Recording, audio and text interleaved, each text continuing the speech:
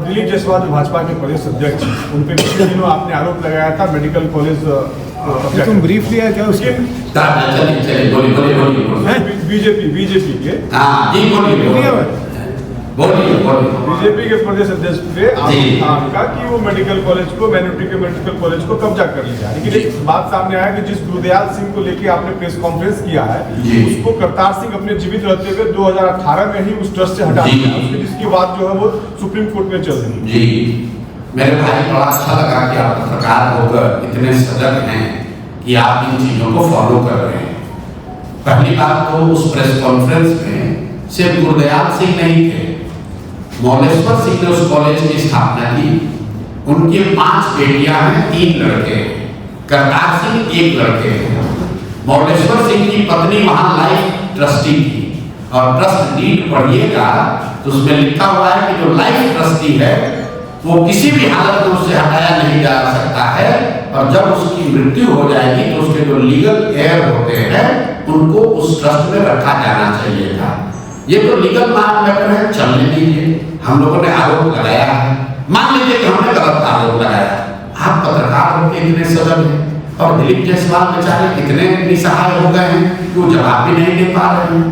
भाजपा देश की इतनी बड़ी पार्टी है, भाजपा के पास इतना भी कम नहीं है कि जो जानकारी आपके पास है वो जानकारी वो दे। आपने उनका ठेका उठाया है, बहुत अच्छी बात है, आप सवाल उठा रहे हैं, तो मेरे भाई फिर से दोहरा देते हैं। दिलीप जायसवाल ने उस कॉलेज में, जिसमें वो क्लर्क थे, जो सिखों का माइनॉरिटी का कॉलेज है, जिसमें 20 से ज्यादा सिख उस समय ट्रस्ट के मेंबर थे, उस जितने भी ट्रस्ट के चलाने बनाने वाले लोग थे उन सबको हटा के दिलीप जायसवाल जो सिख नहीं है ये कैसे उसके मैनेजमेंट में आ गए, इसका जवाब आप हमको दीजिए। आप क्या दीजिएगा? दिलीप जायसवाल दे, जो भी उनके सलाहकार हैं वो दे। दूसरी बात, उस कॉलेज में 50 से ज्यादा बिहार के अलग अलग दलों के नेताओं के परिवार के लोग मैनेजमेंट कोटा से जगह पाकर मेडिकल की डिग्री उन्होंने हासिल की है। तो किस आधार पर उन 50 नेताओं के बच्चों को उसमें एडमिशन दिया गया, ये बता दीजिए। बिहार का सामान्य परिवार का कोई बच्चा मेडिकल करना चाहता है, आपका बेटा अगर पढ़ने जाएगा मेडिकल, बेटा बेटी, तो उसको परीक्षा पास करना पड़ता है। अगर परीक्षा नहीं पास करेगा तो कैपिटेशन फीस देना पड़ता है। लेकिन बिहार के 50 से ज्यादा नेताओं के परिवार के लोग बिना किसी परीक्षा के उस कॉलेज से पास होकर डॉक्टर बन गए, जिसको दिलीप जायसवाल चला रहे हैं। तीसरा आरोप सुन लीजिए, उस कॉलेज से आयुष्मान भारत के अंतर्गत करोड़ों रुपए की गलत निकासी की गई है, ये भी आरोप लगा रहे हैं। अगर आपको दम है, दिलीप जायसवाल को दम है, तो बता दें कि कितना पैसा आयुष्मान कार्ड योजना में लिया है। चौथा आरोप लगा रहे हैं कि राजेश साहब की 2007 में हत्या हुई है, पुलिस ने FIR किया है, थाने का डायरी निकाल कर देख लीजिए, कोर्ट ने, लोअर कोर्ट ने उसमें कॉन्फिडेंस लिया है। दिलीप जायसवाल नेम्ड मर्डर के एक्यूज्ड हैं, नेम्ड एक्यूज्ड हैं। जिस SP ने और DIG दरोगा के रेंज DIG ने उसका कोर्ट क्लोजर दिया है, उसमें से दोनों ही लोग के परिवारजन को बाद में क्लोजर देने के बाद मेडिकल कॉलेज में उनकी पत्नी, उनके बच्चों को एडमिशन दिया गया है। तो ये जानना चाह रहे हैं, और हम अगर गलत कर रहे हैं तो दिलीप जायसवाल कोई असहाय व्यक्ति तो है नहीं, उनकी सरकार है, हम पर मानहानि का केस कर दे, हमको जेल में डाल दे। अभी तो इतना दम नहीं है कि मुंह से बोल सके। दूसरी बात तो छोड़े, तो तुम्हारे जरिए और आपके जरिए, आप जैसे पत्रकारों के जरिए सवाल पूछ के हमको डरवा सकते हैं। अभी कल घोषणा की है, 18 से पहले दिलीप जायसवाल की माफियागिरी का दूसरा किस्त जारी करेंगे कि सीमांचल के एरिया में इस आदमी ने और क्या क्या गलत किया है। 4 चरित्र चेहरा का बात करने वाली भाजपा, उसका अध्यक्ष, उस पर मर्डर का जैसे संगीन आरोप हैं। आप केस डायरी मैनेज करते हो, कोर्ट को मैनेज करते हो, सिखों के कॉलेज को कब्जा किए हो, और समझते हो कि प्रशांत किशोर डर जाएगा, हैं? आपको लग रहा है कि हम इसे ऐसे की तरफ भक्ति से डरने वाले हैं। इनकी हालत तो ये है कि लालू जी जैसे व्यक्ति, जिसको कोर्ट ने चारा चोर के चारा मामले में दोषी करार दिया, उनको भी अगर आप कहते हैं कि आपने एनिमल हस्बेंड्री में गलती किया, उनके पार्टी वाले भी जवाब देते हैं। दिलीप जायसवाल का मुंह अभी तक खुला नहीं है, डर के मारे, और आप जैसे साथियों की मदद से भी नहीं बेचारे बोल पाएंगे।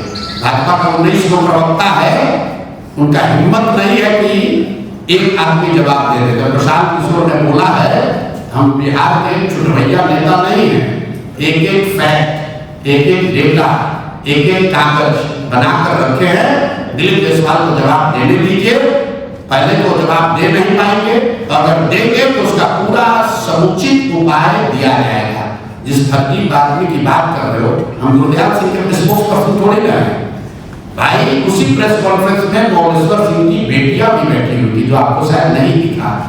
उसी मोलेश्वर सिंह की 5 बेटियां हैं, और पांचों करतार सिंह से पहले, आपको अगर जानने की इतनी इच्छा है तो करतार सिंह से पहले उस कॉलेज के कर्ता धर्ता के तौर पर मोलेश्वर सिंह की बेटी थी, जो चंडीगढ़ में रहती है, जो उस कॉलेज को चलाती थी। ठीक है ना?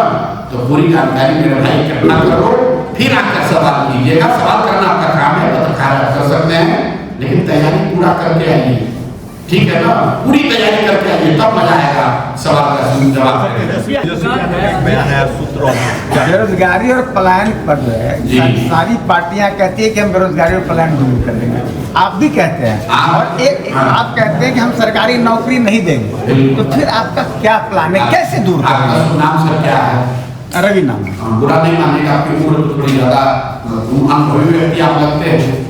आप इतने दिन से पत्रकार हैं, मुझे राजद का या नीतीश कुमार का या भाजपा का कोई एक बयान जनसुराज के आने से पहले दिखा दीजिए जहां पलायन रोकने की बात किसी दल ने, किसी नेता ने कभी बिहार में किया। क्या बात करते हैं आप लोग? मैंने अभी आपके एक साथी मित्र को कहा कि जब आप आ रहे हैं पीसी में, तो जैसे बिहार की सब व्यवस्था को सुधारना है, वैसे पत्रकारों को भी सुधारने की जरूरत है। आप आइए तो रिसर्च करके आइए।